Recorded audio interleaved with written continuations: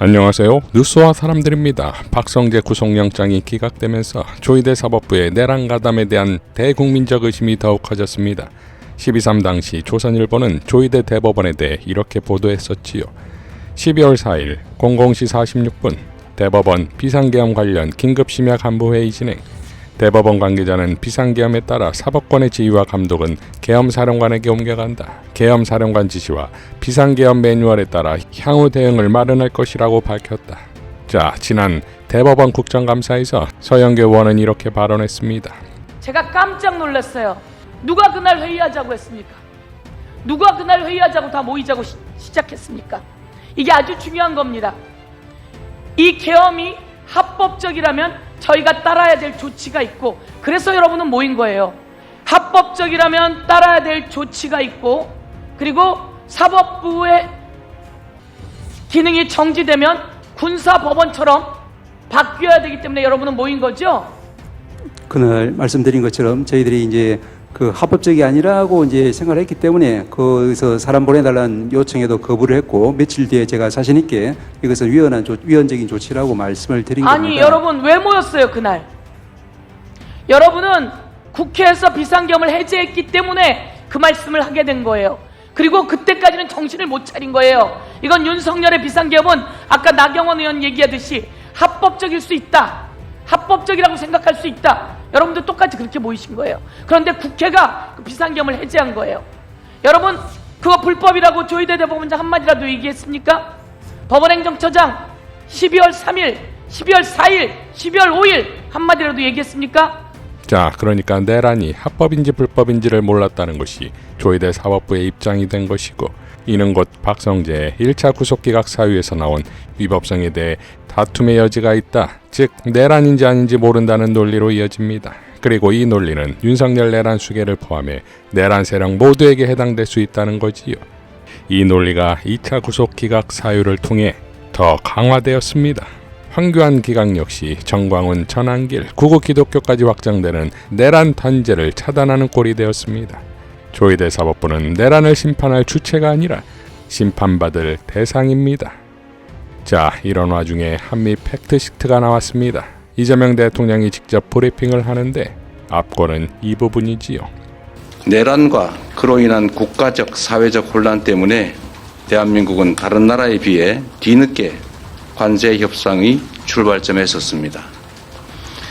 그러나 한미동맹의 굳건한 신뢰를 바탕으로 상호 존중과 이해의 기초에 호혜적인 지혜를 발휘한 결과로 한미 모두가 상식과 이성에 기초한 최선의 결과를 만들었습니다.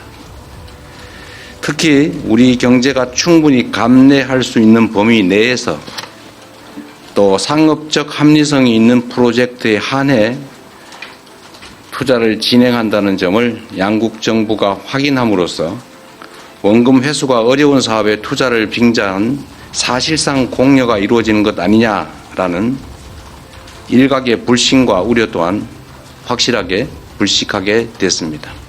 이번 협상을 통해 한미 양국은 대한민국의 수십 년 수건이자 한반도 평화와 안정을 위한 필수 전략 자산인 핵 추진 잠수함 건조를 추진하기로 함께 뜻을 모았습니다.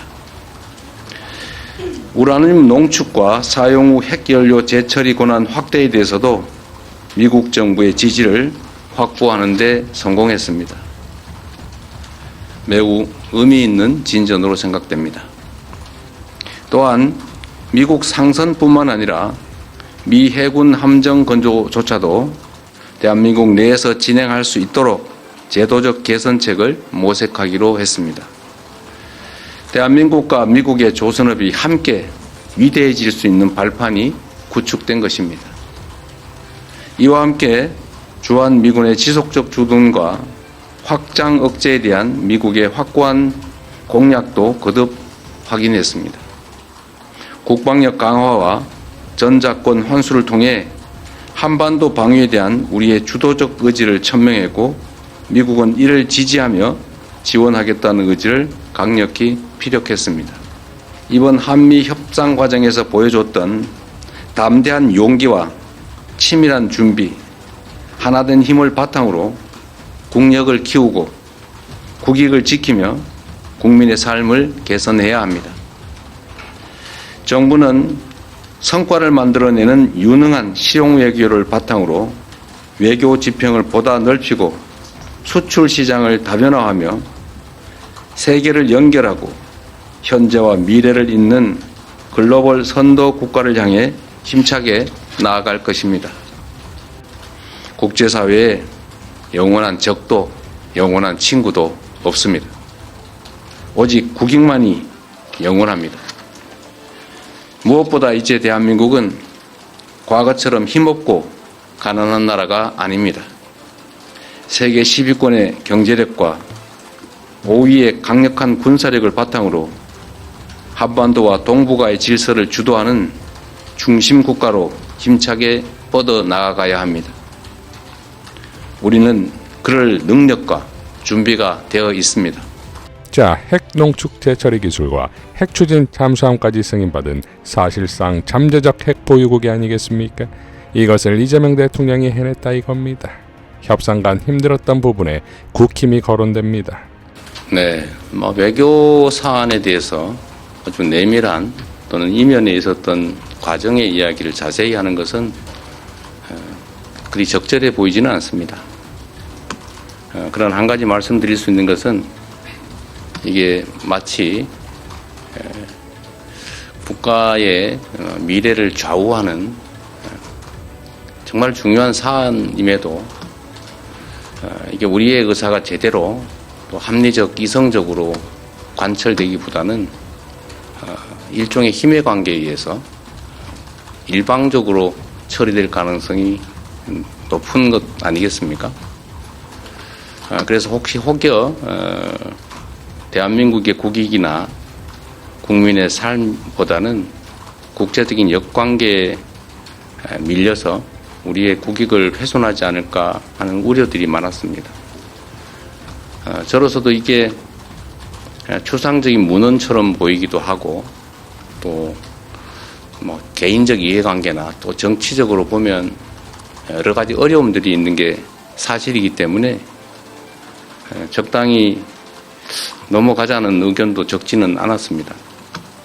그리고 정말로 어려웠던 것은 대외적 관계에 있어서는 국내에서 정치적 입장이 좀 다르더라도 국익과 국민들을 위해서 좀 합리적 목소리를 내주면 좋은데 빨리 합의해라. 빨리 하지 못하는 게 무능한 거다. 상대방의 요구를 빨리빨리 들어줘라. 이런 취지의 압박을 내부에서 가하는 그런 상황들이 참으로 힘들었습니다.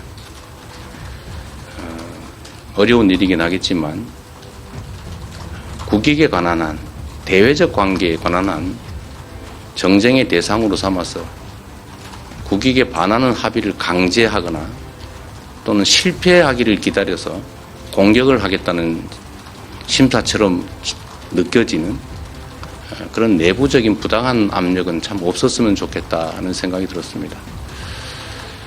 전면에서 정말 힘센 강자와 우리의 국익을 지키기 위한 협상을 하는데 그걸 버티기도 참 힘든 상황에서 뒤에서 자꾸 발목을 잡거나 왜 요구를 빨리 안 들어주느냐 라고 하는 것은 참 견디기 어려웠다는 말씀을 드립니다.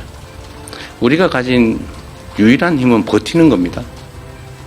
이게 우리가 가지지 못한 것들을 추가로 새롭게 얻어나기 위한 능동적, 적극적 협상을 하는 게 아니고 상대의 요구에 의해서 국제질서 재편에 따라서 어쩔 수 없이 손실을 최소화해야 되는 그런 일종의 비자발적 협상을 해야 되는 그런 상황에서는 우리가 가진 최대의 무기는 버티는 겁니다. 그게 가장 힘들었다. 그래서 시간이 많이 걸린 것은 우리의 유일한 힘을 최대한 발휘하기 위한 불가피하고도 유일한 조치였다는 점을 말씀드립니다. 자, 내란당 해상과 내란 세력 완전 개멸이야말로 곧 국익이자 국방이자 애국입니다. 이상 뉴스와 사람들이었습니다. 시청해 주셔서 감사드립니다.